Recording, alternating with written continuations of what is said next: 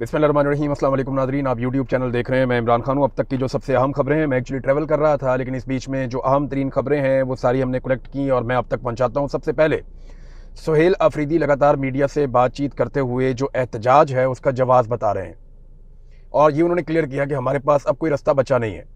ये बात जो अब सुहेल अफरीदी ने क्लियर की है, ये इमरान खान साहब ने लगभग 1 से 1.5 साल पहले क्लियर कर दी थी कि हमारे पास सड़कों पर आने के अलावा अब कोई रास्ता नहीं बचा। जब 2024 में आईनी तरमीम कर दी गई थी और फिर उसके बाद 27वीं आईनी तरमीम की राह हमवार की जा रही थी, तो इमरान खान साहब ने तभी बता दिया था, बल्कि 26वीं आईनी तरमीम के बाद बता दिया था कि अब जो कुछ अदलिया के साथ और निज़ाम के साथ कर दिया गया है, अब पाकिस्तान तहरीक इंसाफ के पास या पाकिस्तान की आवाम के पास कोई भी रास्ता नहीं बचा सवाए इसके कि वो अब एहतजाज के लिए सड़कों पर आए। तो ये इमरान खान साहब ने पहले कह दिया था। सुहेल अफरीदी साहब ने अब ये कहा कि हमने अदालतों में जाकर देख लिया, हमने ऐवानों के अंदर जाकर देख लिया, हमने बातचीत करके देख ली, सारे दरवाजे खटखटा कर देख लिए, लेकिन कोई रास्ता बना नहीं। तो जब कोई और रास्ता नहीं बचता तो फिर आपके पास सिर्फ एहतजाज का रास्ता बचता है। अब वो एहतजाज के अलावा कुछ और कर नहीं सकते। एक और भी उन्होंने ऐलान किया और उन्होंने ये कहा कि जुमेरात का दिन ये बहुत इंपॉर्टेंट है, यानी अभी मंगल का दिन है। मंगल के दिन तो इमरान खान साहब की बहनें जाएंगी दोबारा से मुलाकात करने के लिए, वो फिर कोशिश करेंगी और नॉर्मली जब भी वो मंगल के दिन जाती हैं तो मुलाकात नहीं करवाई जाती। अब एक मरतबा फिर कोशिश की जाएगी कि मंगल के दिन दोबारा मुलाकात हो जाए, लेकिन अगर इमरान खान साहब की बहनों की मुलाकात नहीं होती तो वो वहाँ पे अलामती तौर पे धरना देंगे। एक नया अनाउंसमेंट जो सुहेल अफरीदी ने किया वो ये है, और वो जुमेरात के लिए किया है, और ये बड़ा ऐलान है कि तमाम लोग अडियाला जेल जाएंगे जुमेरात वाले दिन, और जुमेरात को अडियाला जेल जाएंगे, वहाँ पर अरकान असम्बली मौजूद रहेंगे। अगर मुलाकात करवाई तो ठीक है, अगर मुलाकात ना करवाई गई तो फिर पाकिस्तान के हर चौक को डी चौक बनाएंगे और जुमेरात की रात को पूरे पाकिस्तान में एहतजाज करेंगे। इससे एक मोमेंटम बिल्ट हो सकता है पाकिस्तान तहरीक इंसाफ की जानिब से, और इसके बाद एक क्रैकडाउन का बड़ा खौफनाक सिलसिला भी शुरू होगा पाकिस्तान तहरीक इंसाफ के खिलाफ। लेकिन ये क्रैकडाउन तो अब कुछ मानी नहीं रखता, क्योंकि गुज़िश्ता 3-4 साल से क्रैकडाउन ही चल रहा है, और क्रैकडाउन कर करके लोगों को मार मार के चादर और चार दीवारी का तकद्दुस पामाल कर करके लोगों को काफ़ी रिजिलियंट कर दिया है पाकिस्तान की मिलिट्री एस्टेब्लिशमेंट और इदारों ने मिलकर। अब एक और चीज़ जो सुहेल अफरीदी ने की वो भी अहम है। उन्होंने कहा जी कि इमरान खान को अगर कुछ भी हुआ तो उसके लिए जिम्मेदार कौन होगा। एक उन्होंने नाम लिया आर्मी चीफ का पहले नंबर पे, फिर उन्होंने कहा जी कि वजीर आजम पाकिस्तान का शहबाज शरीफ, फिर chief justice of Pakistan Yahya Afridi, और फिर जो बाकी जजेज हैं वो जिम्मेदार होंगे अगर कुछ भी होता है इमरान खान साहब को तो। अच्छा, एक उन्होंने यकीन दहानी भी करवाई सिस्टम को, यानी रास्ता भी सुहेल अफरीदी ने छोड़ा। ये बड़े जीरक सियासतदान की निशानी होती है कि आप पूरी तरह से ना दीवार के साथ लगते हैं ना आप लगाते हैं। जो जज्बाती लोग हैं मेरी तरह के या बहुत सारे और मेरे सोशल मीडिया के दोस्त हैं, हम लोग चीज़ों को और तरह कैलकुलेट करते हैं, हम ब्लैक एंड वाइट में देखना चाहते हैं, लेकिन रियलिटी में आपको कहीं ना कहीं रास्ता निकालना पड़ता है। इमरान खान साहब भी क्योंकि एक पॉलिटिकल लीडर हैं तो वो टेबल के ऊपर बैठने में हमेशा बिलीव करते हैं लड़ाई करने से ज़्यादा, लेकिन उन्हें जब नज़र आ गया कि टेबल पे कुछ मौजूद ही नहीं है तो फिर आपको प्रेशर बढ़ाने के लिए मैदान में जाना पड़ता है, और फिर अपने मुखालिफ को मजबूर आप करते हैं कि वो टेबल पर आए और दोबारा बैठ कर बात करे और इंसाफ के साथ मामला तय हो जाए। अब एक यकीन दहानी भी करवाई सुहेल अफरीदी ने कि जी अब फैमिली की मुलाकात करवा दें, वो कला की मुलाकात करवा दें इमरान खान साहब से, और हम आपको यकीन दहानी करवाते हैं कि बाहर आकर वो किसी किस्म की कोई प्रेस टॉक नहीं करेंगे, कोई प्रेस कॉन्फ्रेंस नहीं की जाएगी, आप सिर्फ इमरान खान साहब से मुलाकात करवा दें। तो जुमेरात को जो है वो पार्टी कोशिश करेगी, मंगल को यानी कल वाले दिन जो फैमिली है वो कोशिश करेगी। असल में कौन है बंदा जो इमरान खान के पीछे पड़ा हुआ, मैं कई मरतबा आपको पहले बता चुका हूं कि बंदा इस सारे खेल के पीछे जो मेन आदमी है जिसकी ये डिमांड है कि इमरान खान से छुटकारा दिलवाया जाए, वो नवाज शरीफ है। आप लोगों को शायद आज इस बात पे यकीन नहीं आएगा, लेकिन मैं आपको, क्योंकि इमरान खान खुद ये कह चुके थे कि लंदन प्लान उनके खिलाफ तैयार हुआ है। इमरान खान ने खुद हमें बताया था कि ना सिर्फ इमरान खान को गिरफ्तार करवाया जाएगा बल्कि नवाज शरीफ को पाकिस्तान में लाकर उसके मुकदमात ख़त्म किए जाएंगे और नवाज शरीफ को इलेक्शन लड़वाया भी जाएगा, उसकी अहलियत वापस दी जाएगी। ये इमरान खान साहब ने सब कुछ पहले बताया था। नवाज शरीफ वो आदमी है जो पाकिस्तान की मिलिट्री एस्टेब्लिशमेंट को बार बार ये कहता है कि मुझे इमरान खान से छुटकारा लेकर दो। नवाज शरीफ इसके पीछे एक बड़ा प्लेयर है, और मिलिट्री एस्टेब्लिशमेंट जो है वो बेगुनाह तो हो नहीं सकती, उन्होंने हमेशा जुल्म किया है। पाकिस्तान के जिस भी सियासतदान पे जुल्म किया है उसके पीछे से एक ही अगर कोई आप किरदार निकालेंगे तो मिलिट्री एस्टेब्लिशमेंट का ही होगा। जो इन्होंने किया बंगालियों के साथ, जो किया महाजरों के साथ, जो किया बलोचों के साथ, जो किया पठानों के साथ, जो किया पंजाबियों के साथ, अब वही इमरान खान के साथ किया जा रहा है, वही कश्मीरियों के साथ किया जा रहा है। तो अगर आप एक पीछे जिम्मेदार निकालें तो वो पाकिस्तान की मिलिट्री एस्टेब्लिशमेंट है। पाकिस्तान तहरीक इंसाफ ने अपने लोगों को कहा था कि एहतजाज करने के लिए आपने आना है और इजहार यकजहती के लिए भी आना है, और इस्लामाबाद हाई कोर्ट में सारे के सारे पहुंचे। ये फैसला गुज़िश्ता रात लगभग 10:30 बजे के करीब हुआ और 12 बजे के बाद ये खबर हर तरफ फैल गई थी। यहाँ बरतानिया में मौजूद सहाफ़ी हम सबको पता चल गया, पाकिस्तान में मौजूद तमाम जर्नलिस्ट वो इसको रिपोर्ट कर चुके, लेकिन पार्लियामेंटेरियंस नहीं पहुंचे। सलमान अकरम राजा साहब ने वहाँ पे खड़े होकर काफ़ी भड़ास भी निकाली। उन्होंने कहा ये 70-80 पार्लियामेंटेरियंस हैं, ये क्यों नहीं आए? क्या कौम अब इनका इंतज़ार करेगी या कौम अब इन पर भरोसा करेगी? कौम को अपने हक के लिए निकलना है, इन 70-80 लोगों के ऊपर आप भरोसा नहीं कर सकते। वो इतने मायूस हुए, उन्होंने कहा जी मैं गिड़गिड़ाया इनके आगे, मैंने इन्हें कहा कि आप सबको आना होगा, लेकिन ये नहीं आए, ये सारे कहाँ गए? फिर उन्होंने कहा कि मैं जानता हूं कि कौन कौन नहीं आया और कौन कौन क्या कर रहा है। उन्होंने ये भी कहा कि मैं ये भी जानता हूं कि 5 अगस्त को कौन कौन आया और कौन कौन नहीं आया, तो हम एक्सपोज करेंगे। ये भी सलमान अकरम राजा साहब ने तंग आकर कहा। इस पर जो है पार्टी के कुछ लोगों ने, जिनमें जुनैद अकबर साहब भी हैं, लोगों ने कहा जी कि हमें तो बहुत लेट पता चला, अगर आप 12 बजे रात को बताएंगे तो कई लोग दूर दराज हैं, वो कैसे आएंगे? देखिए ज़्यादातर जो पार्लियामेंटेरियंस हैं वो तो बहुत करीब हैं। अब कराची से थोड़ी आना था या बलूचिस्तान से थोड़ी आना था, ये खैबर पख्तूनख्वा के अगर आप किसी भी एरिया से एमएनए को लाना चाहें तो 2 घंटे 1.5 घंटा लगता है। बहुत ज़्यादा टाइम भी आप लगा लें तो 3 घंटे लग जाएंगे। तो इतना टाइम बहुत होता है पहुंचने के लिए, अगर कोई आना चाहे, किसी की नीयत हो। हाँ, लेकिन कुछ लोगों का ये हो सकता है कि उनको इतला ना मिली हो, उन्हें खबर ना मिली हो, लेकिन अगर कोई इमरान खान साहब के बारे में इतना बेखबर है तो उसको फिर इमरान खान साहब की पार्टी में इस वक्त सियासत करने का कोई हक नहीं है। यानी ये तो इमरजेंसी का टाइम है ना, इस वक्त तो आपको किसी वक्त कोई भी खबर आ सकती है। आपको फौरी तौर पे तैयार रहना होगा, क्योंकि लोगों ने आपको वोट इसलिए नहीं दिया कि आपने कोई हुकूमत बना के गुड गवर्नेंस करनी है। लोगों ने आपको वोट इसलिए दिया कि आपने इमरान खान के हक के लिए आवाज़ उठानी है और उसकी रिहाई के लिए आपने कोशिश करनी है। बहरहाल पार्लियामेंटेरियन नहीं पहुंचे तो इसके ऊपर जो है वो थोड़ी खटपट होगी पार्टी के अंदर, लेकिन फिर जुनैद अकबर साहब ने और सलमान अकरम राजा साहब ने समझदारी का सबूत दिया और उन्होंने चीज़ें जो हैं वो आपस में बेहतर कर ली और रिजॉल्व कर ली। लेकिन एक चीज़ जो मैं देख रहा हूँ, वो पाकिस्तान का मीडिया अब पाकिस्तान तहरीक इंसाफ के अंदर जो इख्तलाफात पैदा हुए वो उन्हें हवा दे रहा है। यानी जो आवाज़ उठाई गई सबसे पहले सोशल मीडिया पे कि ये एहतजाज इतना लंबा क्यों चला गया, पहले तो मीडिया चुप रहा।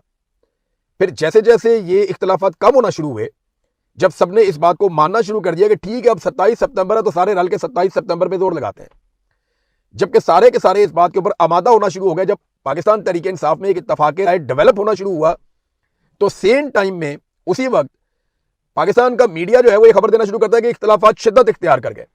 तो आप यहां से अंदाजा कर लें कि पाकिस्तान की मिलिट्री एस्टेब्लिशमेंट को यह कितना पसंद है कि पाकिस्तान तहरीक इंसाफ के अंदर इख्तलाफात पैदा हो, खासतौर पर उस मौके पर जब एहतजाज का ऐलान किया गया है। अब देखिए कितने 5 दिन गुजर गए, तो ये बाकी दिन भी गुजर जाएंगे। ये 50-55 दिनों की कोई हैसियत नहीं है।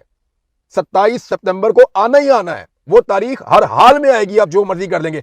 हाँ, अगर उससे पहले क़यामत आ जाती है तो नहीं आएगी, अदरवाइज वो तारीख आनी ही आनी है। तो उस तारीख को सबको फेस भी करना पड़ेगा, सबको अपनी कारकर्दगी भी दिखानी पड़ेगी। तो उसकी तैयारियां करना ज्यादा जरूरी है, बजाय इसके कि उससे पहले लड़ाइयां की जाएं। अब मीडिया भी लड़वाने की कोशिश कर रहा है, लेकिन समझदारी यह है कि पाकिस्तान तहरीक इंसाफ के कुछ हलकों ने यह समझा कि लोगों को इकट्ठा किया जाए और लड़ाई जो है उससे गुरेज किया जाए। नाजरीन, जो बात सुहेल अफरीदी ने की थी ना सेक्टर कमांडर वाली, ये एक मौका मिला है सुहेल अफरीदी को और पाकिस्तान तहरीक इंसाफ को, तहरीक तहफ़्फ़ुज़ आईन पाकिस्तान को, इवन फजलुर रहमान को, तमाम लोगों को ये मौका मिला है कि ये पाकिस्तान की मिलिट्री एस्टेब्लिशमेंट को यहां से पीछे हटाएं। यानी इस एक नुक्ते को लेकर वो आवाज उठा सकते हैं। खैबर पख्तूनख्वा की असेंबली में पहले तो नाम लें कि सेक्टर कमांडर कौन था, उसका नाम क्या है और किन अल्फाज में किस दिन उसने धमकी लगाई है। वजीर आला का 1-1 मिनट रिकॉर्डेड होता है। वजीर आला ये बता सकते हैं कि इस दिन इतने बजे इस जगह पे ये वाले सेक्टर कमांडर ने, ये इसका नाम है, ये इसका रैंक है, इसने मुझे धमकी लगाई थी और इन अल्फाज में धमकी लगाई थी। और उसके बाद वो करारदाद पेश करें सूबाई असेंबली में, करारदाद को पास करें और उसके बाद एक एफआईआर दर्ज करवाएं पुलिस स्टेशन के अंदर। अगर एफआईआर दर्ज होती है तो ठीक है, नहीं होती है तो अदालत में चले जाएं। जीएचक्यू को लेटर लिखें, आर्मी चीफ को लेटर लिखें, डीजी आईएसआई को, बेशक वो लोग इसके लिए जिम्मेदार हों, लेकिन आप उन्हें लेटर जरूर लिखें, अपनी कानूनी कार्रवाई पूरी करें। मैं आपको मिसाल देता हूं, अगर आपसे कोई पुलिस स्टेशन में रिश्वत तलब करता है तो लाजमी बात है वो एसएचओ को हिस्सा देता है, लेकिन जब भी आप पुलिस स्टेशन में उसके खिलाफ दरखास्त लिखेंगे कि ये मेरे से रिश्वत मांग रहा है तो आप एसएचओ के नाम ही लिखेंगे। लिहाजा आपको अपनी कानूनी कार्रवाई पूरी करनी चाहिए ताकि वो सनद रहे और बवक्ते जरूरत, क्योंकि वक्त बदलेगा, याद रखिएगा वक्त ऐसा नहीं रहेगा। ये जो लोग आज फिरौन बने हुए ना, ये सारे कल को तरसेंगे। ये सारे लोग कल को, याद रखिएगा मेरी बात आप, ये सारे लोग कल को मदद मांगेंगे, ये मिन्नतें कर रहे होंगे कि हमारी जान छूट जाए किसी तरह, और जान नहीं छूटेगी। जितना जुल्म इन्होंने कर दिया ना, हर जालिम के लिए बड़ा दर्दनाक अजाब है और ये अल्लाह रब्बुल इज्जत ने फरमाया। अब देखना इनके साथ होगा क्या। बहरहाल मीडिया कोशिश कर रहा है कि इख्तिलाफात बढ़ते जाएं और सेक्टर कमांडर के हवाले से सुहेल अफरीदी साहब को फौरी तौर पे ये एक्शन लेना चाहिए, उन्हें करारदाद भी पेश करनी चाहिए, मुकदमा भी दर्ज करवाना चाहिए और मामले को हर फोरम पे उठाना भी चाहिए। देखें ना, अभी ये लतीफ खोसा साहब ने भी एक स्टेटमेंट दे दिया नदीम मलिक साहब के प्रोग्राम में और बड़ा खुलकर उन्होंने कहा कि हर जिले पर sector commander, colonel, major, brigadier, ये फौजी अफसर बैठे हुए हैं, ये वहां फॉर्म 47 बनाते हैं, इनका क्या काम है? चादर और चार दीवारी का तकद्दुस पामाल करते हैं, इनका क्या काम है? अब कैटेगोरिकली लोग बोलना शुरू हो गए। पहले लोग बोलने से डरते थे, बात नहीं करते थे, अब लोगों ने खुलकर बात करना शुरू कर दी है। ये एक अच्छा साइन है। नाजरीन, अब ये तो हो गई पाकिस्तान तहरीक इंसाफ की पॉलिटिक्स, इस पर हम बात करते रहेंगे। कश्मीर में आज 4 सीटों के ऊपर इलेक्शन हो रहा है और यहाँ गार्डियन के अंदर बरतानिया में खबर छपती है कि मोहम्मद अख्तर नामी एक बरतानवी शहरी है जिन्हें गोली मारकर सिक्योरिटी फोर्सेज ने कश्मीर में शहीद कर दिया। उसके अलावा कुछ बरतानवी शहरी जो है वो गिरफ्तार भी हैं और उन्हें 2-2 महीने से गिरफ्तार किया हुआ है। अब ये बड़ा संजीदा इशू है, बरतानिया इसको किसी और तरह देखता है। जो बरतानिया की गवर्नमेंट है वो बार बार इसमें राब्ता भी करती है। तो पाकिस्तान जो कुछ कर रहा है आज़ाद कश्मीर में, ये पाकिस्तान के क्रेडिट में ये बात नहीं जा रही। ये फ्यूचर के अंदर प्रॉब्लम क्रिएट करेगी और आपके लिए मसाइल बढ़ेंगे। ये जो नफरत की आग लग गई है ये ऐसे बुझेगी नहीं। बहुत सारे ऐसे लोग पैदा हो गए हैं जो कल तक पाकिस्तान के नारे लगाते थे, कल तक भारत के खिलाफ जाके नारे लगाते थे, आज वो भारत के खिलाफ एहतजाज नहीं कर रहे, वो पाकिस्तान की सरकार के खिलाफ एहतजाज कर रहे हैं और ये पाकिस्तान की मिलिट्री एस्टेब्लिशमेंट की घटिया और नाकस पॉलिसियों की वजह से हो रहा है। नाज़रीन, ज़ीशान एवान साहब हैं, इन्होंने एक डाटा निकाला। ये डाटा बड़ा इंटरेस्टिंग है। डाटा ये बताता है कि ये पूरा जो खित्ता है ना जहां पे हम रहते हैं पाकिस्तान, यहां पे सबसे ज्यादा जो तनख्वाहें और अलाउंसेज है ना वो पाकिस्तान के पार्लियामेंटेरियंस के पास है। अंदाजा कीजिए आप, हमारा मुल्क मईशत में सबसे ज्यादा नीचे गया हुआ है, सरमायाकारी में हमारी बर्बादी फिर गई है, दहशतगर्दी में हम सबसे आगे चले गए हैं, लेकिन पार्लियामेंटेरियंस की तनख्वाहें और मुराद सबसे ज्यादा है, हमारी अलाउंसेज सबसे ज्यादा है। नंबर 1 पे पाकिस्तान आता है जी, और नंबर 2 पे पाकिस्तान से बहुत नीचे जाके इंडिया आता है, नंबर 3 पे बांग्लादेश है, नंबर 4 पे श्रीलंका है। और ये चारों ममालिक पाकिस्तान से ज्यादा तरक्की याफ्ता, बाकी मुल्क इनके बाद आते हैं। लेकिन आप अंदाजा कीजिए कि हमारे खित्ते में सबसे ज्यादा तनख्वाहें और अलाउंसेज जो हैं वो पाकिस्तानी पार्लियामेंटेरियंस के हैं, बाकी सबके कम है। लेकिन कारकर्दगी आप देख लें तो वो अपने मुल्क को कहां से कहां ले गए और हमने अपने मुल्क को कहां से कहां पहुंचा दिया। बल्कि पाकिस्तान की वाहिद फौज है इस पूरे खित्ते में जो कारोबार करती है। खाली पार्लियामेंटेरियंस को बुरा नहीं कहना चाहिए, हमारी फौज वाहिद फौज है जो कारोबार करती है और उसने कोई ऐसी जंग नहीं की जिसमें हमने अपनी जमीन वापस ले ली हो, यानी जिसमें कश्मीर आजाद करवा लिया हो, हमने अपना पानी छुड़वा लिया हो या कुछ ऐसा कर दिया हो। इंडिया को हमने ठोका एक दो दफा हमें मार पड़ी, हमारे 90,000 कैदी भी बन गए, हमारा आधा मुल्क भी इंडिया ने तोड़ दिया। इंडिया ने बजोरे ताकत उन्होंने तोड़ दिया, उनके जर्नैल वहां पे आ गए थे और हमने वहां पे सरेंडर किया, हमने हथियार फेंके। बहुत मायूब है, बड़ी तकलीफ दे बात है। लेकिन कारोबार भी यही फौज करती है और भरपूर कारोबार करती है, बड़ा मुनाफा कमाती है।